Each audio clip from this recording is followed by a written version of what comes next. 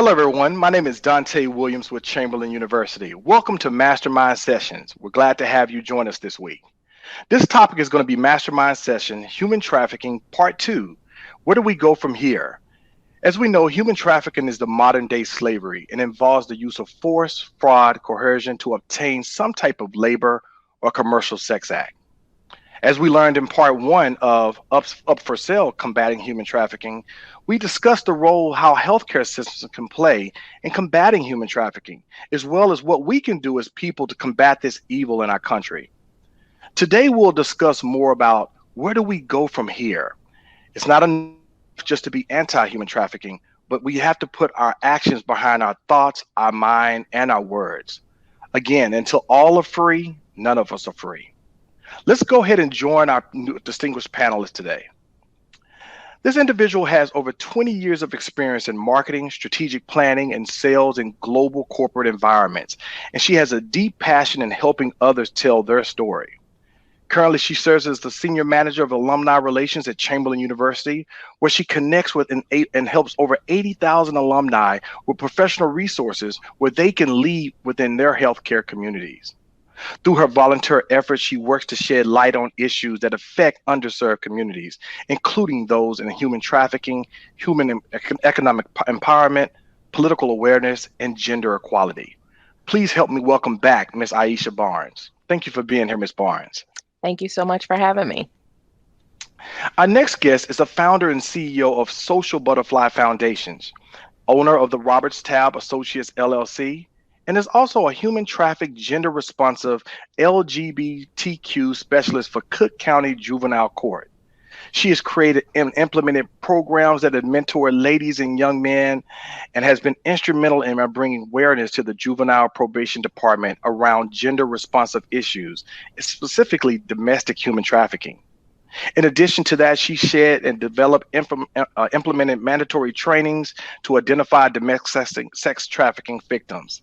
She has founded a Girls' Night, a physical demonstration against domestic sex trafficking, which takes place during the month of January each year. She is also a critical acclaim author, where she's had books such as Girls in the City, a status report for teen girls residing in Chicago, Grace, a letter of reflection to a little girl or a young woman they once were, and then last but not least, Whose Little Girl Am I, which was published in 2018. Please help me welcome back Dr. Roberts Tabb. Dr. Tabb, thank you for being Thanks here for with having us. me back. Last but not least, I want to bring someone to you who has over 40 years of academics and leadership experience on this discussion. She is a retired former president from Chamberlain University based out of Pearland, Texas. And she also was a member of Memorial Hermann Southwest, where she was a director of nursing excellence, where she managed quality improvement and staff development. She's also a member of the American Nurses Association and a Texas Nursing Association District 9, and she was also given the great honor of being appointed to the statewide Health Coordinating Council by Texas Governor Abbott. She currently serves as a counsel and works on the development subcommittee. She was also, and I'm proud to say, being a Houstonian, she was recognized as one of the top most influential women in Houston, Texas in 2018. Let me welcome back Dr. Nancy Ewell. Thank you. It's a pleasure to be back. Thank you for being here. Well, thank you so much, ladies, for being here. And again, being able to actually talk about human trafficking part 2. As you know, in part 1, we discussed what is human trafficking. We also talked about the people we can look at and identify who is a human trafficker, because we've had so many times in the past where everyone's ideal of a sex trafficker was someone who had the mask on, or who had the dark clothes. But we were able to discover it could be someone next door. Now, the next thing we want to talk about again is, where do we go from here? It's not enough just to talk about it. We need to put actions behind our words. So I would like to start with you, Dr. Tabb. Can you share with us, by answering this question, why is it so difficult for us to stop human trafficking, especially here in the United States? Well, to be honest, we live in a country that thrives off of, and so domestic sex trafficking alone is the second illicit income, only second to arms, guns. And so I think that when we talk about trafficking and the income that it is generating, it is difficult to stop something that generates so much income. And when we think about it being illicit, of course, people buy into the economy however they get the money.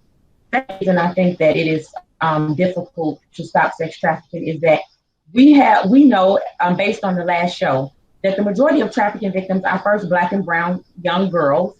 There are also individuals that's involved in some type of systemic system, whether that be foster care, any kind of children's advocate center, or someone that has been in and out of detention centers. And so because we know that those are individuals that our country has ignored so much in the past, that it's not strange that they would ignore this. I would call it a pandemic because it is a global issue that we see, especially when we talk about Black and brown people. And so I think that ignoring individuals of color is something that our country has done so long that now, and ignoring females that find themselves voiceless and lost. And so because we don't recognize victimization of this population, it's easy to ignore. And when we ignore something that we don't, we stop something that we call ourselves not seeing. However, because this has been ignored, people like myself and the other individuals on the panel, we have been able to stand in the gap for these young ladies. And we think it's important that we get other people to stand for them and speak for them. Because just because it's hard to stop does not mean that we will stop advocating to eradicate this issue.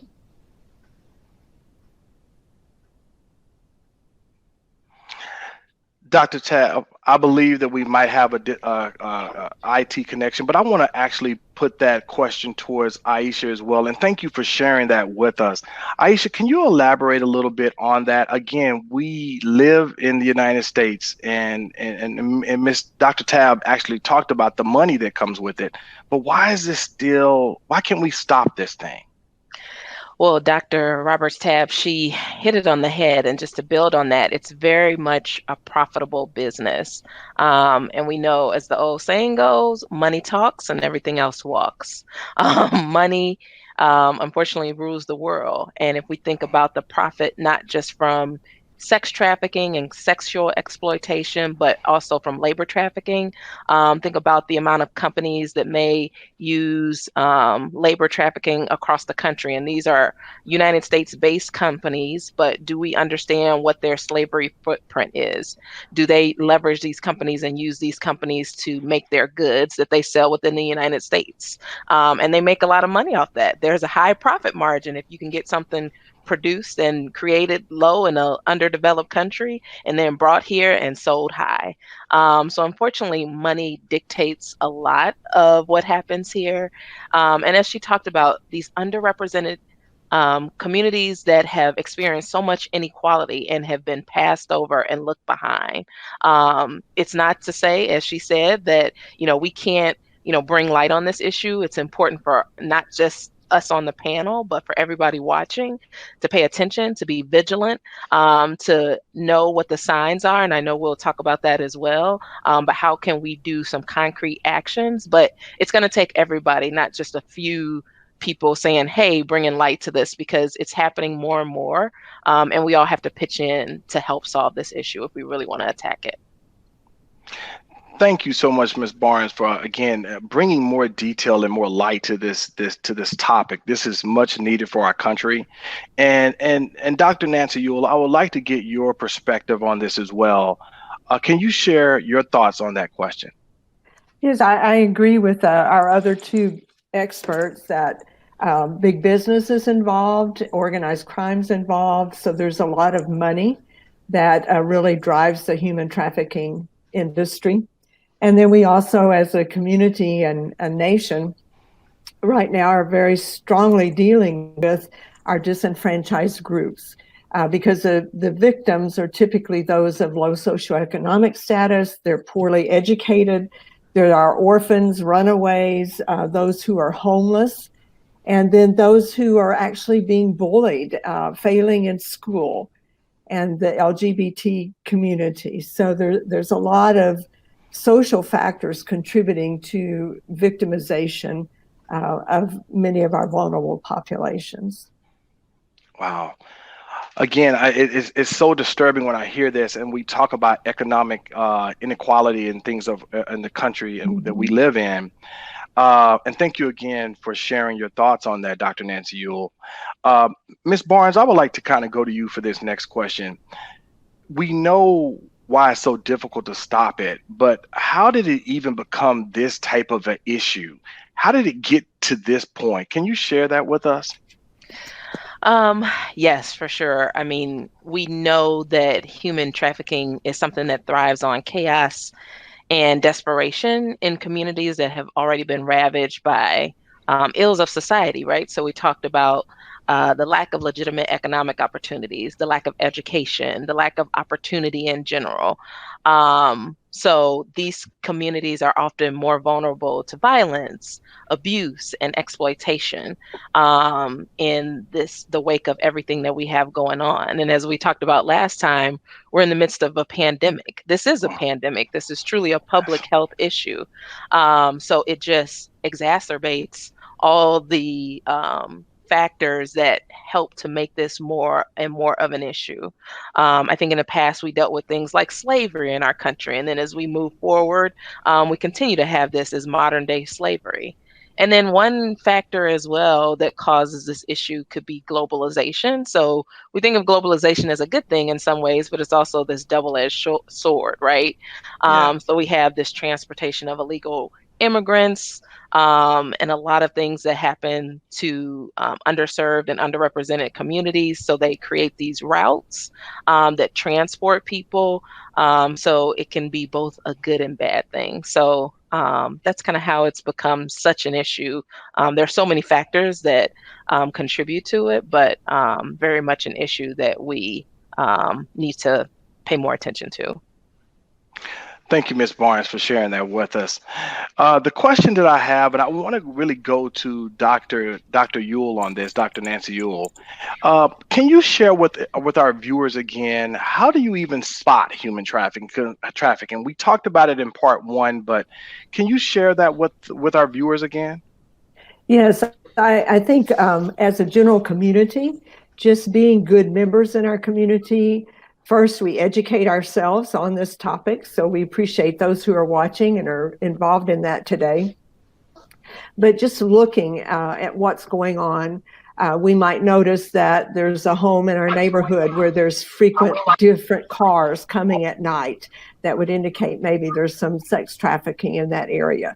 Looking at the nail salons and massage parlors, other industries like that. And then if we're traveling, looking at restaurants and the hotel industry, because they use some of the labor traffickers in their industry. And what we have to look for is it weird? Is it just not what we would expect to be occurring?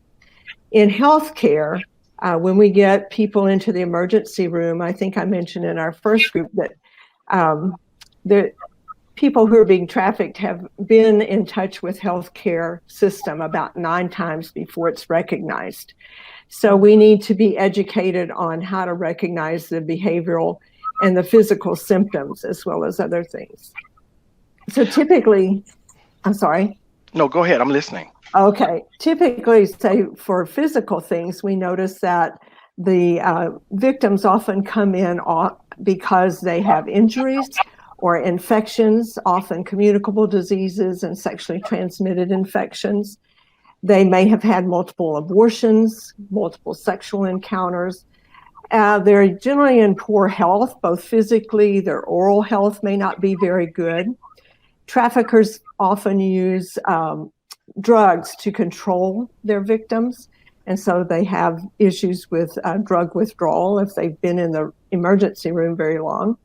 We might see if they're from the labor industry that they have skin rashes, and it might be from being with chemicals, or from the sex industry, they might have evidence of being shackled or ligature marks. They might have tattoos of ownership. I've seen some where the tattoo is on the back of the neck that looks like a scan bar. And so they're being aware of those kind of symptoms. And then socially, when these people appear, they generally are very submissive. There might be a dominant person with them who's giving answers. They're a little bit confused and lack focus because they've been traumatized, and they often have PTSD. So picking up on those kind of ideas or symptoms that we see, they're fearful, they're anxious, and then their stories don't match or don't make a lot of sense. They may not know their address because they're moved around so much. They may not have their own documents. I've seen where people didn't have their own insurance information, their documents for immigration. Somebody else is controlling that. They might express living in an overcrowded situation. They're malnourished, dehydrated. So being aware of the picture and actually looking for it and wondering, could this be human trafficking? Dr. Ewell, you've actually shared a lot with our viewers, and I know they're going to be able to, especially in our healthcare field, where they're going to be able to actually see this information and be able to hopefully identify. Because when you say it takes about 9 times before we actually identify it, that's kind of disturbing in that sense that it takes that long. Is there anything we can do to move that faster, where maybe we can find this within maybe 1 or 2 times of being able to identify it to help those victims? Well, what is being considered the standard of care is called trauma-informed care, and it involves setting up the entire system so that it's comfortable and begins to engender trust. It starts with training everyone in the system, so the receptionist, security, housekeeping. People know how to treat people with respect, even when it may be, say someone comes in, they look very unkempt, they may not smell good, but appreciate them as a person and recognizing they may need help, and we're there to help. So that's part of it. And then how to approach them with questions that are not re-traumatizing them. So don't keep asking them to share their story, but to be a little bit more subtle, and then to involve them in decision making and let them sort of drive the treatment they're willing to accept. They're typically don't trust healthcare very much.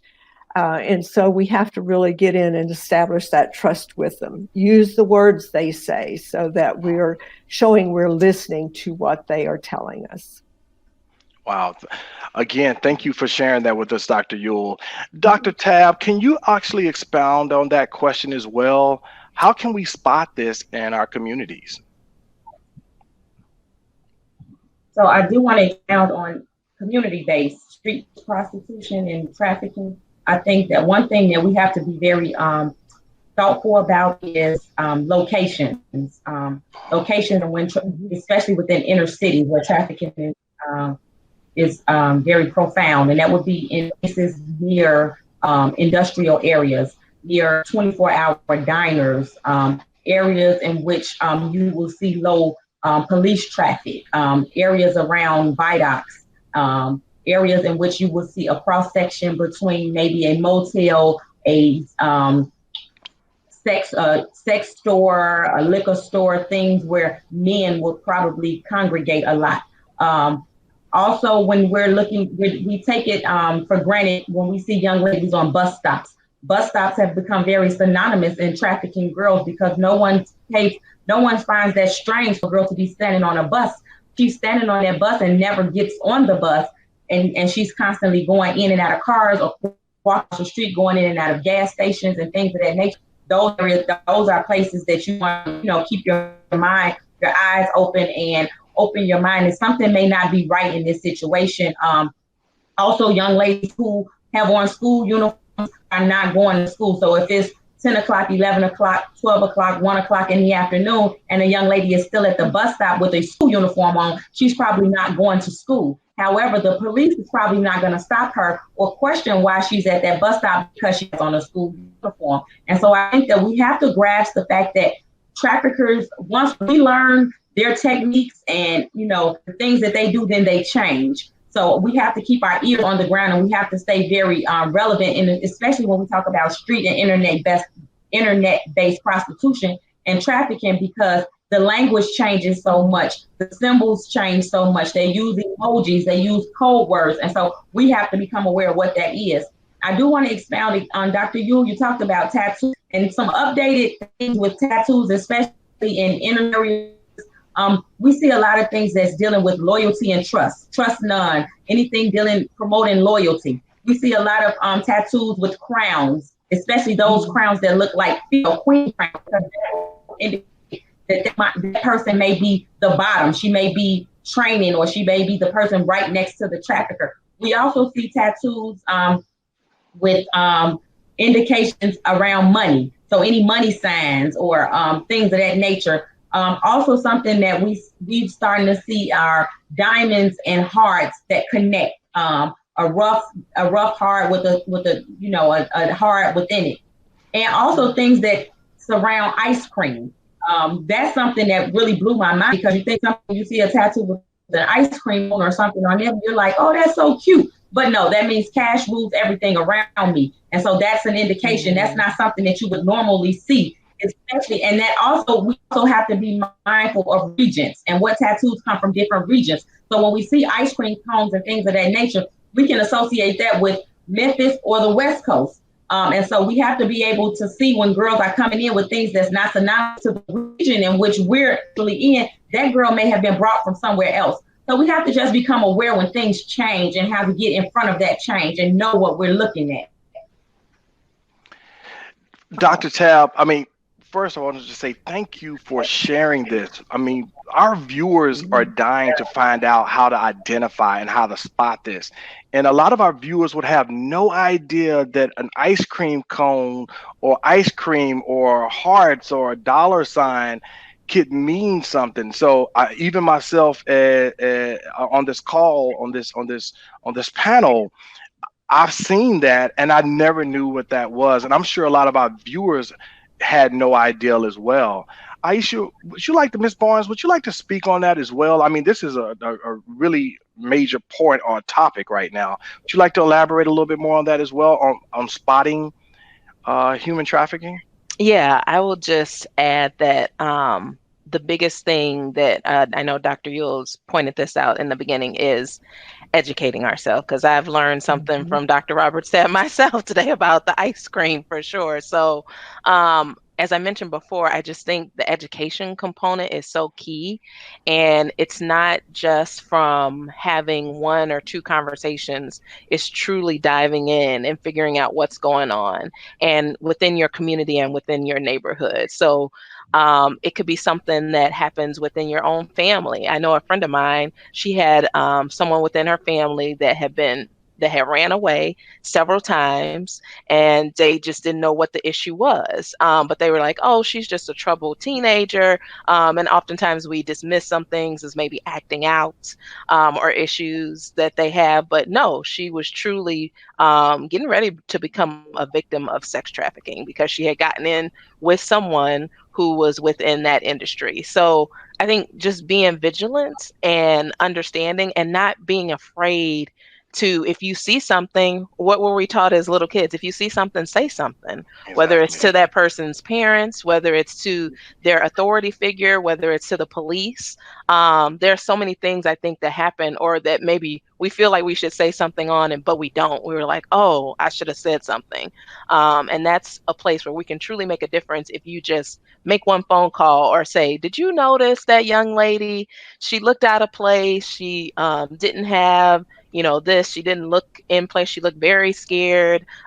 Is there something that we can do about that? And just asking that question can mean a difference to somebody who could be in a dire predicament. Wow. Again. Or asking that young lady, is she safe? She is safe. Yes. Thank you so much for asking. She is. First of all, thank you again, Ms. Barnes, again, sharing this. This is so important for our viewers because they don't know. We don't know. And so these are the things that we can actually help and make a difference in our communities and in our country in which we live in. I want to put this question towards you, Dr. Tab. How can we get involved? How can we help those victims now become survivors?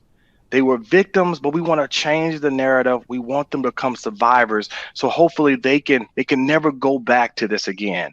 Can you share with us your thoughts on that process? So So I agree with both panelists, Mrs. Barnes and Dr. Ewell. We first have to become aware ourselves, and we have to educate our school, anyone that comes into contact, anyone that intersect with youth, or anyone that find themselves that can become or high risk to become a trafficking victim. I think that's important. Education is important, and not only just educating providers, but educating young girls. Because when we think about the age of entry, it's so young. Get in front of that and we start educating our youth about pitfalls and what to look for and what are healthy relationships and what is unhealthy, then we can kind of get in front of that so they already know what to look for and what to stay away from.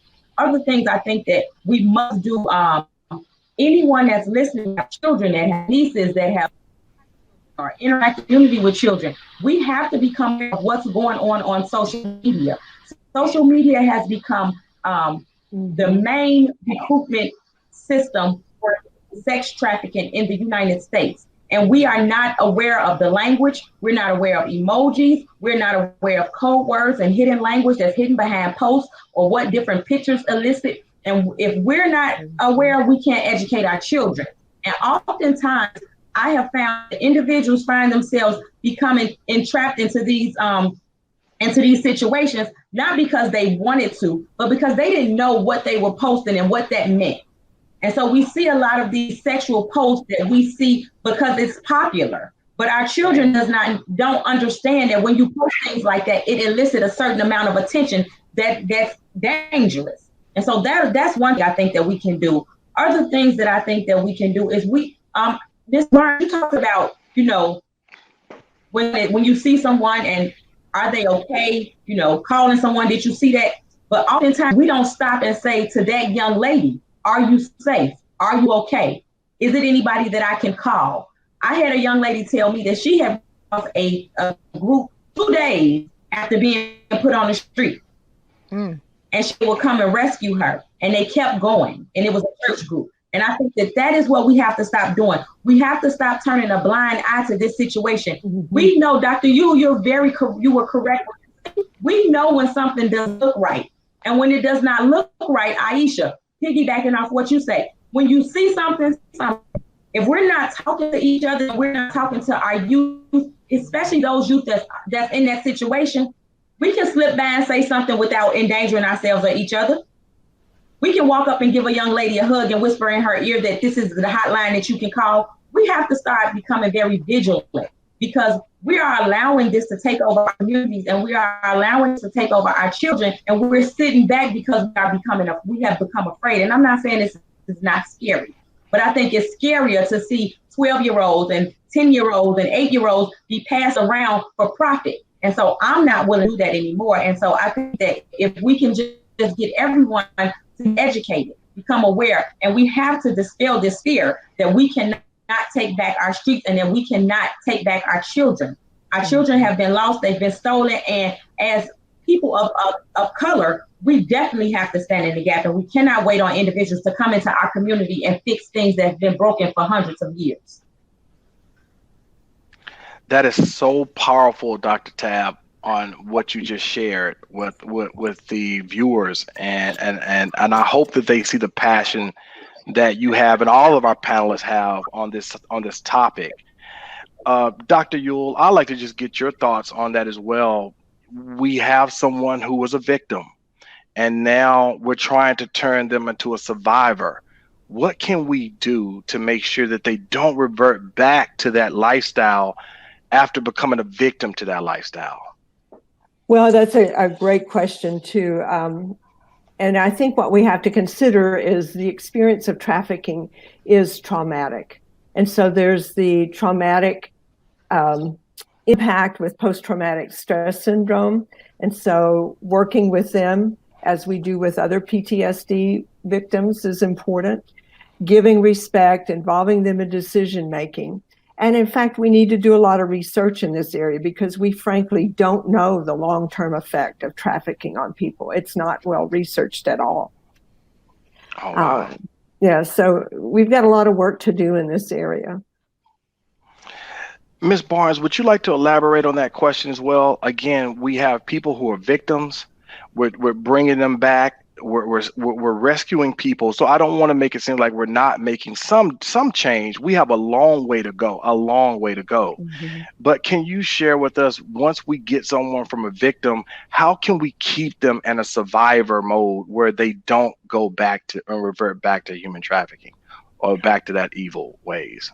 I think it's all about fully embracing them, reminding them that they are a survivor, not a victim, Yeah. treating them as if they are a survivor, giving them all the tools. As Dr. Roberts Tabb talked about, embrace them, give them a hug, let them know, is there anything that I can do for you? Constantly surround them with the love and the support system that they'll need, because they will truly need a support system just so they won't revert back. And you have to get to the root issue.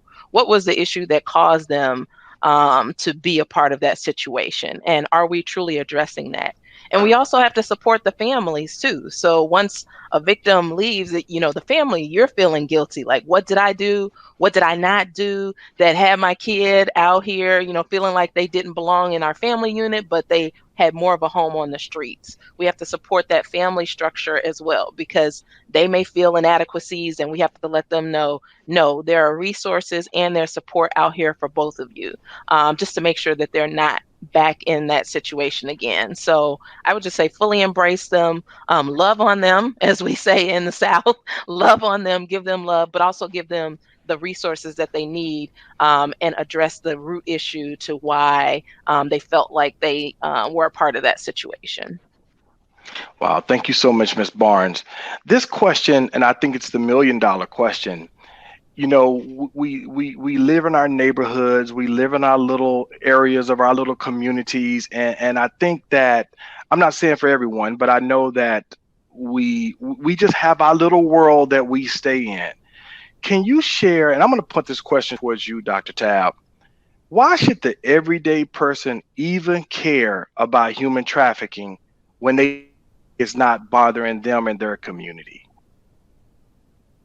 So oftentimes we don't know when it's bothering us in our community, and that's why the everyday person should always be concerned with human trafficking, specifically because it's something that happens usually underground, online, in places that the everyday person probably would not even attempt to go. And so, most people don't walk tracks, or most people are not on the internet looking through adult sex sites. And they're not, they don't know what Babylon and what Skip the Game, they don't know what these things are. So they don't know when their child may be involved. And that's important for everyone to be concerned with what's going on with trafficking, sex trafficking, and labor trafficking, because we don't know when it's going to knock on our door. And because it is such a underground and underworld activity, we often have individuals that's very close to us that's involved, and we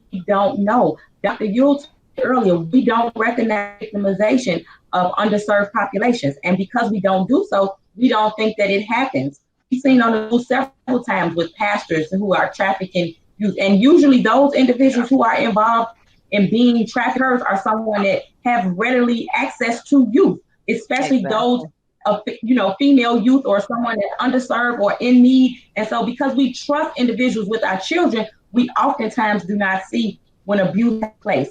And because we cannot readily see it, and we can't see it, we don't often have a trafficking lens on when we're looking at situations. We should always be concerned.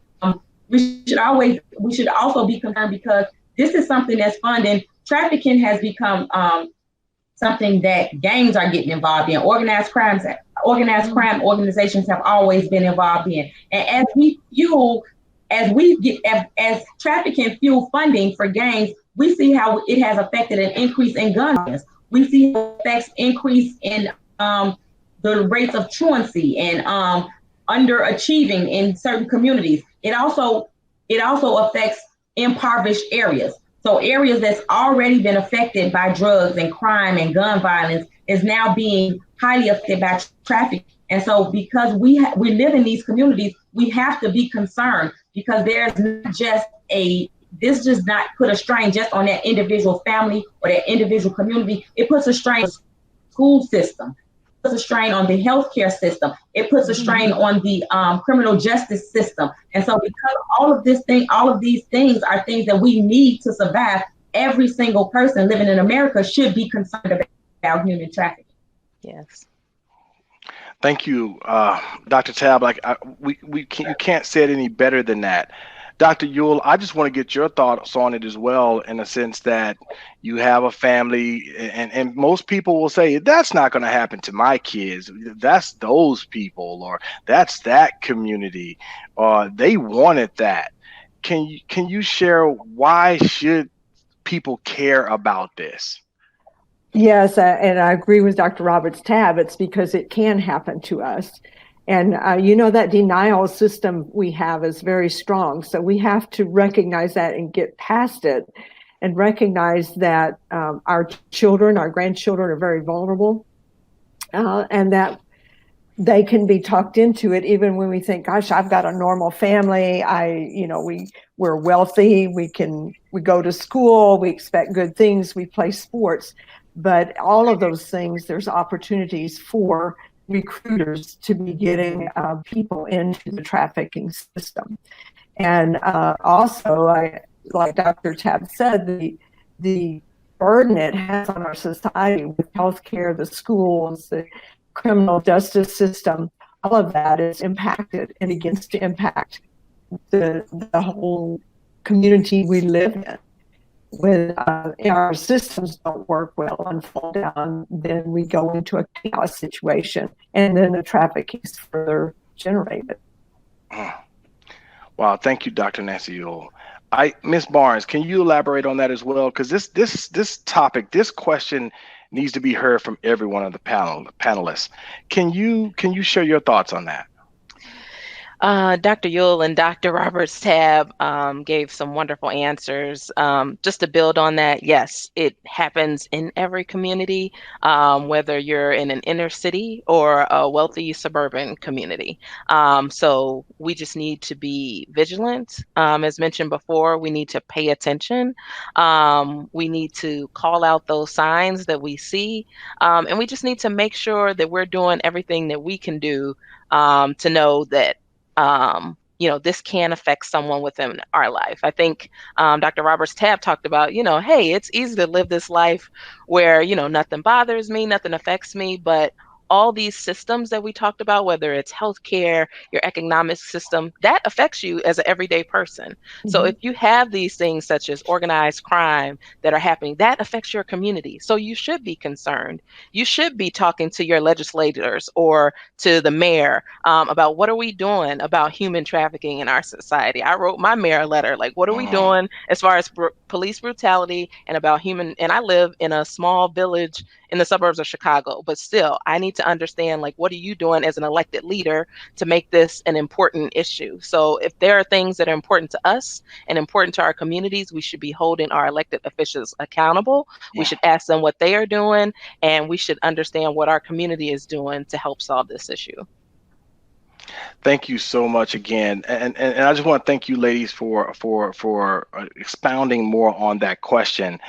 I'm going to actually stay with you, Ms. Barnes, and the question I want to give you is, I think about my yard. Every year I want a green, beautiful yard, but every year I know that we're going to have those weeds that come in, and I have to do something to stop it. And I'm successful in stopping those weeds for that year. But then every year again, those weeds come every single year, and I have to stop it. So I haven't found a way to actually solve the problem and get rid of it for life.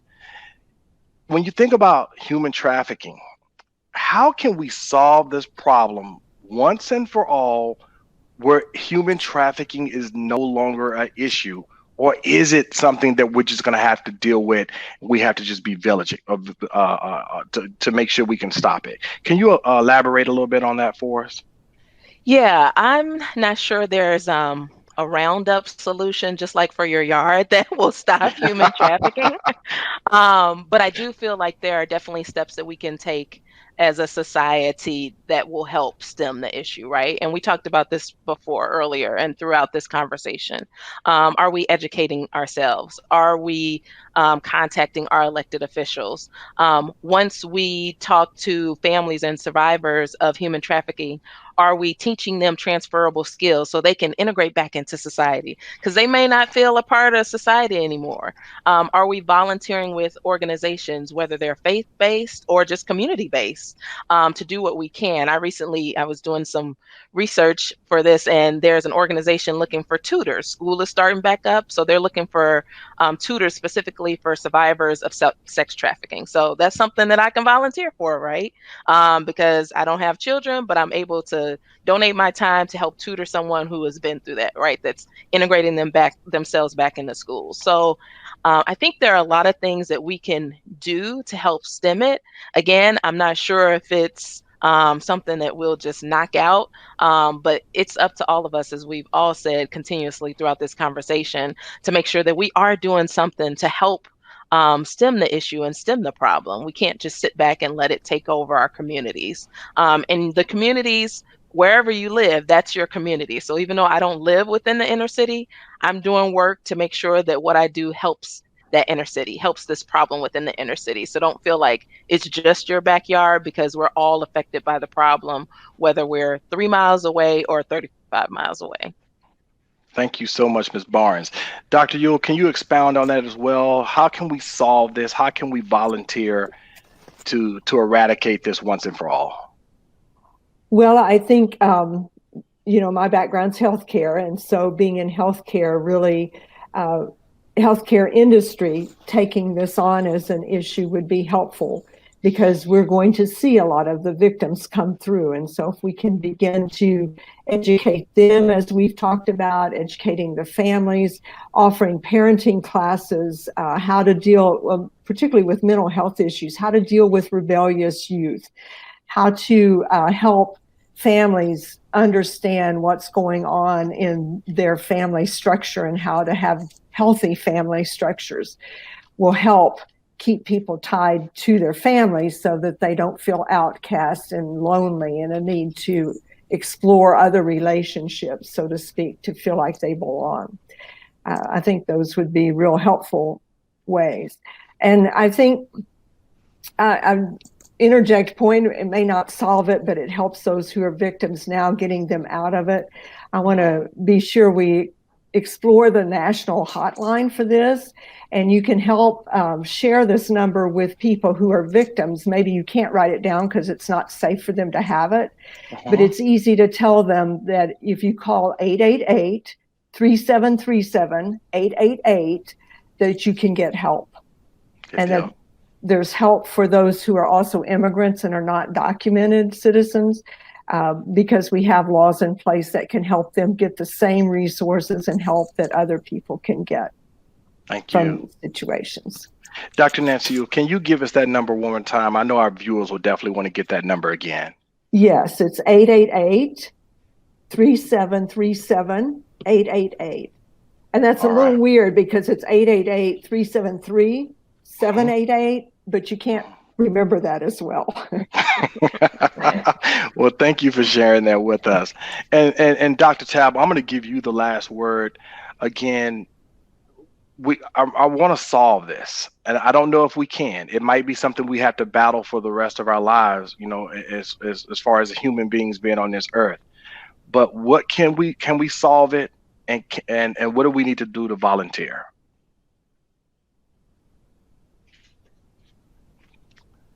I'm sorry, Dr. Tab, I think you might be muted. Sorry about that. I will answer the question, but I want to piggyback on Dr. Ewell. That the hotline can also be used in form of a text. You can text Be Free, and you can text more info to Be Free. That's something easy you can tell anybody. So if you have a phone, just text Be Free, and that would allow you to engage the hotline workers without anyone knowing that you're actually reporting an incident of trafficking, or if you are in harm's way and you feel yourself in immediate danger, you can text help or info to Be Free. That is also the hotline call. And to answer your question, this has been going on for so long. So I don't necessarily know if there is a equation to solve it, but I think that we a lot to eradicate it by dealing with one person at a time. Oftentimes we take on issues, social issues, we try to solve it using one method. And I do not think that it is one method because the ways into trafficking are so hard. And so to deal with each individual that we encounter that find themselves victimized or even surviving, to make sure that they are no longer in that situation and that they can stay out of that situation. And in order to do so, we have to deal with that person on a human to human level. We oftentimes try to create these solutions that will help everyone, but everyone is different. And until we start seeing victims and survivors as people, and we start looking at individuals like we would like individuals to look at us, and we put ourselves in their shoes, we have to be able to offer them something outside of this lifestyle. And if poverty is an issue, that is one of the greatest pathways, poverty and relationships. As long as I've been doing this work, I can actually say that all the assessments that I have done have their pathways have been either poverty or some unhealthy relationship. And if that's the case, we have to first exhibit the relationships to our children at a very young age. We need to teach them what's healthy and what's not, what's acceptable and what's not, what's healthy boundaries and what's not. We have to start having these real conversations about sex and touching of that nature, and conversation and languages. What's dangerous language? We talk about the boogeyman, but we don't talk about the words. There's danger in words, especially in a world right now. Everything that we're doing is on the internet. So everyone is communicating via a key.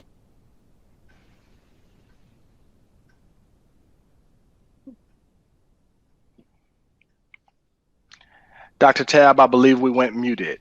Can you hear us?